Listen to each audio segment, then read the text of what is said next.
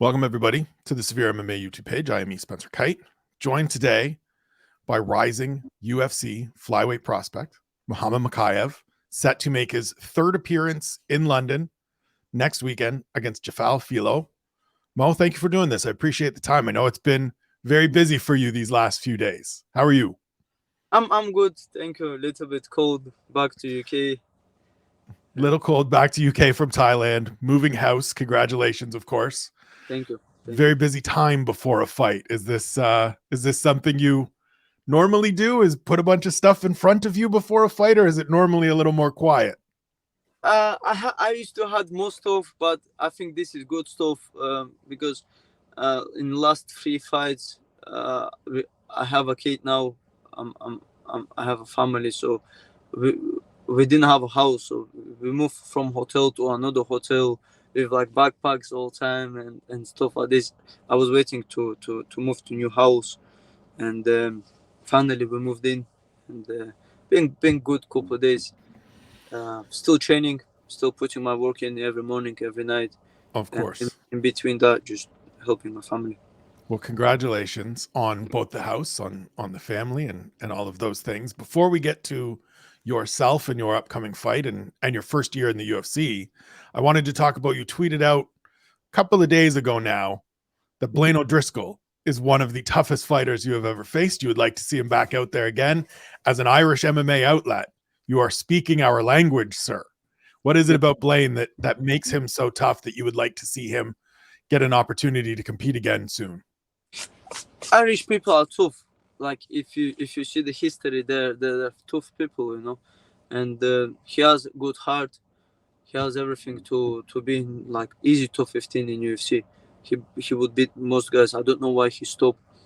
Maybe his family, I don't know, he's working, what he's doing. But if he stay a little bit patient, maybe not enough money now, but he can be a good fighter. I want him to achieve good stuff. You're someone that knows about what it takes to be a top 15 fighter in the UFC, making it into the top 15 in the flyweight division in your first year. If we can, what was your assessment of year one for yourself in the UFC? How did you do? Happy with the results? What was year one like for you? Amazing. It went fast. It went fast, like very fast. Last year was flying, so I was staying busy. I did maybe 5-6 country different camps, and even this year I went twice to Thailand. Since December I was back to training because I want to stay busy this year again. I want to have 3 fights this year. And this fight coming up next weekend is your fourth fight in basically 13 months. Your debut in the UFC was in London last March. First fight of 2023 in London again. Is this sort of the pattern, the schedule you would like to keep? Is 3 fights, or is there a point for you where you have to dial it back a little bit and you have to be a little more selective and take more time between fights? I don't understand to take back. I don't understand this thing.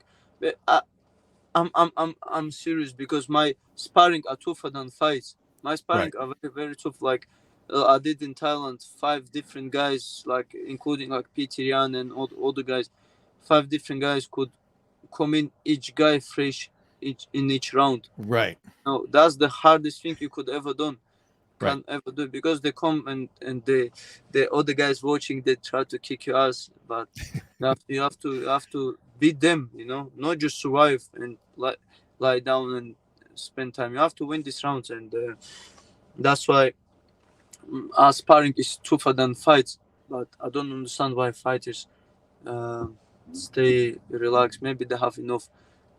They're happy being enough just to be UFC fighters, maybe. Right. So no slowing down. Stay on the gas pedal. Every 3-4 months, 5 Yes. months, we get Mokaev back in the octagon. Yes. Perfect. For you in that first year, what are the biggest lessons? What are the biggest takeaways for you that you learned about yourself as an athlete, as a competitor, and just about the way you need to work and operate inside the octagon? I think I need to stop underestimating the opponents. Last lesson I learned a lot with Malcolm Gordon. First round, I was like dominating him, and then I start relaxing, give him his bag, give back away and stuff like this, and it doesn't look good. It doesn't look good for me. I didn't feel any danger, but it doesn't look like high, professionally. You know, you give 10 seconds away and people think he took the fight. You know, that's how fans see it. You know, and that's why I cannot let stuff like this happen to me anymore. I have to stay focused all the way for 15 minutes. That's biggest lesson I learned. Yeah, I know for myself watching that fight and watching it with the guys I work with here at Severe, we did a watch along together. And in that second round, we were like, okay, this is interesting. What's happening here? I didn't expect to see this. And then third round, we see the Mo we're expecting, who just comes out and is like, okay, it's time for me to finish you. It's time for me to win this fight and Yeah. put all of this questions of maybe, is he going to lose this fight behind us? Is that just a mindset thing? Is that just a focus thing in the moment in the cage of just go out and handle business and then have fun afterwards? I think yes. I think I was a little bit distracted in Abu Dhabi. A lot of fans, a lot of people. Is visa-free country, so everyone turn up. Even if they don't have a ticket, they still turn up, and a lot of distraction. So my head wasn't in the cage. So when Malcolm took my bag, then I'm like, hey, what I'm doing? You know? Wait a minute, I have to pay attention here. I have a very talented Canadian on my back. Yeah, yeah. For you, I know one of the goals you have set for yourself that you have been very open about is breaking John Jones's record for being the youngest champion in UFC history. Do you happen to know how much time you have left in order to accomplish that goal? I've got exactly 12 months, end of the March, it will be 12 months. So if I had 3 fights last year, 3 fights this year, and I will be like 6 fights streak this year, end of the year. So I believe it can happen. March 2024, I will hold UFC flyweight belt. Yeah, I did the math. It's Wednesday, March 27th, 2024 is the deadline. 23 years old, 241 days. It's amazing to me that you were born in the year 2000. I am literally twice your age. But you've got, as you said, a year to get it done. So this next weekend, this coming weekend, is Jafel Filho. Before we get to that fight, when you look ahead, sort of mapping out how you get to that date and you get to fighting for the flyweight title next year, it is, as you said, 3 more fights this year, and each one of these steps is further up the rankings and another big name. Yes, I got offered big names this year already, but they declined it. 4 guys from top 15 been offered, and they declined it. So what can I do? I just want to stay busy. Mick, matchmaker of UFC, he said, "Do you want to fight in March?" I've got no non-ranked guys accepted, so I've got debut guys. Said, "Let's go," because I have Ramadan next month. I don't want to skip another 2-3 months, you know. So I want to stay busy. Right. So I was going to ask, how did this fight come about? Because it was surprising for myself, for a lot of people, that here you come off a great year last year, 3 wins, as we said, still undefeated, one of the best prospects in the sport. And yet you're facing a Contender Series graduate, a newcomer to the UFC. Was it surprising to you? Is it disappointing to you? Or is this just business and you're sort of at the point now of accepting that, look, people aren't going to be in a hurry to fight me because they know I'm pretty good and they don't really want to get in there and lose to a 22-year-old that's working his way up the rankings? They don't want to lose to me because they're on the fight each other at the top 5. But how to say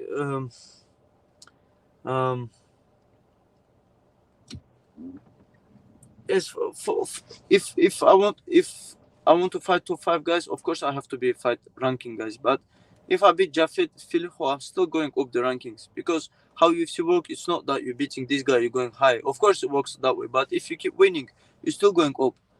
Because I started this, finished October, ranked 15th, and now I'm 11th or 12th, something like this, right? And it doesn't matter. I have to fight debut guy. Debut guy are more dangerous than guys already been in UFC. Right. But I would imagine in my head, Jafel is my debut guy. Like UFC would when I started UFC, they're supposed to give me like somebody 0-0 also, right? Right. But I started with Cody Durden, who's actually legit, and Yeah, I had a few started fights already. with good guys like Charles Johnson, who is LFA champion, who is a legit also. Malcolm Gordon, who was on 2-fight winning streak, and going back to Jafel Filho is nothing disadvantage. It's like I'm Right. just switching the guys around. I would Right. start with these guys anyway, so it's okay. It doesn't matter. Fight is a fight for me. When you look at Jafel Filho, what does he bring to the table that you need to be aware of? Obviously, you focus on yourself. You go out and you dictate the game plan. You determine how the fight goes. But what are the little pieces of his game that are interesting to you that you just prepare for and be aware of next weekend? He doesn't like the pressure. He doesn't like the pressure, but he's very aggressive. His skill, I would say, he's average fighter. His skill, he's been professional fighter since 2010. In 2012, I came to UK with no clothes as a refugee. Don't know anything about the sport. This guy been in this game for so long, for 13 years. What has he been doing? So he's an average fighter. He's just aggressive. Try to use his power.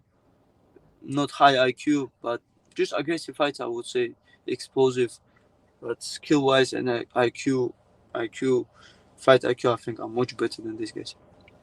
Third fight out of 4 in London. Yeah. What was that first experience like walking out last March?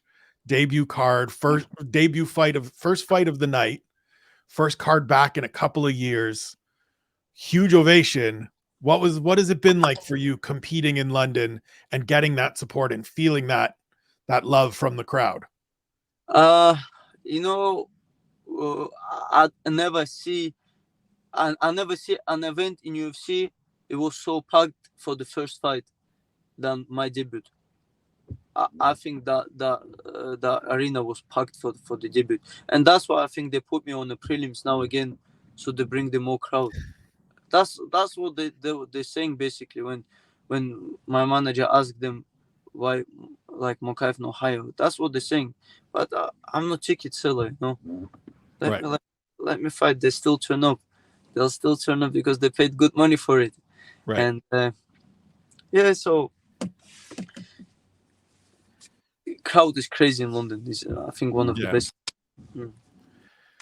Provided everything goes well on Saturday, as I assume it will, as it has throughout your career thus far, 32 consecutive victories going back to the amateur days. What's the plan for the rest of the year? Are there people that you look at? Are there specific fighters that you look at? Is there, I want to get on a main card, I want to be a main event? What are some of the benchmarks along the way that you want to tick off this year in order to get you in that position to challenge for UFC Gold next year before March 27th? Yes, I want to be on main event. I want to be main event like somewhere down the line, end of this year. If I be on 5-6 fight winning streak, they definitely put me on main event. But I just want to stay busy, fight again in July after Ramadan, and then maybe a fight in Abu Dhabi, maybe before Abu Dhabi also. I understand. Well, I will let you go. I know you've got a lot going on. I appreciate the time. Thank you very much for doing this. So much, brother. Thank you. Hope everything goes well next week. Weight cuts, all of those things. Enjoy the week. Enjoy the experience. Thank you for doing this again. Before you do get out of here, let people know where they can follow you, where they can pay attention to the rise of Muhammad Mokaev. Just watch UFC 286 next Saturday. That's it. Perfect. I appreciate you, my friend. Take care. All the best. See you, brother. Have a good week. Bye-bye. You as well. For Muhammad, I'm Spencer. This is Severe MMA. We'll talk to you soon.